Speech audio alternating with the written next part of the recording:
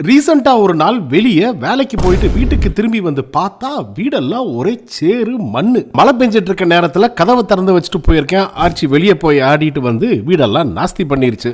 என்கிட்ட சீரியஸா பேசாங்கடா, அப்புறம் எனக்கே சிரிப்பு வந்துரும். வீட்டுக்கு வேற கெஸ்ட் வர போறாங்க. வீட்டை இப்ப உடனே ரெடி பண்ணுமே. உடனே இந்த ஸ்விஃப்ட் மாப்பரை எடுத்து அதுல கிளீனிங் சொல்யூஷனை போட்டு பேட போட்டு 2 தடவை இங்கேயும் அங்கேயும் தேய்ச்சு பார்த்தா அதுலயே ஒரு பேட அழுக்காயிருச்சு. வரண்டா சின்னசாமி, இது வேலைக்காகாது. நம்ம ஆட்டோமேட்டிக் ரோபாட் மாப்பரை போட்டு விடுவோம். அது எல்லாத்தையும் உடனே கிளீன் பண்ணிடணும். போட்டு விட்டா அது என்னமோ இன்ஸ்பெக்ஷனுக்கு வந்த மாதிரி ரூம்க்கு ரூம் போய் பார்த்துட்டு வருதே ஒழிய கிளீன் பண்ண மாதிரி தெரியல. இது ஒரு 2-3 மணி நேரம் எப்படி எடுக்கும். இன்னைக்கு இதுவும் வேலைக்காகாது. அடுத்து ஹெவி டியூட்டி மாப்பிங் மிஷினை எடுத்து அதுல தண்ணியை ஊத்தி ஸ்டீமை கிரியேட் பண்ணி உடனே தரைய மாப் பண்ண. இதை வச்சு ஒரு 10 நிமிஷத்துல வீடு ஃபுல்லா மாப் பண்ணி எடுத்தது மட்டும் இல்லாம சோஃபா கேபினட் எல்லாத்தையும் கிளீனா கிளீன் பண்ணி முடிச்ச. இது எல்லாத்தையும் பண்ணி முடிக்க ஆர்ச்சி வந்து இவன் ஏன் 1/2 மணி நேரமா இங்கே அங்கே சுத்திக்கிட்டு இருக்கான்ற மாதிரி ஒரு லுக்க விட்டு போறான். என்னத்த சொல்றது. சப்ஸ்கிரைப்.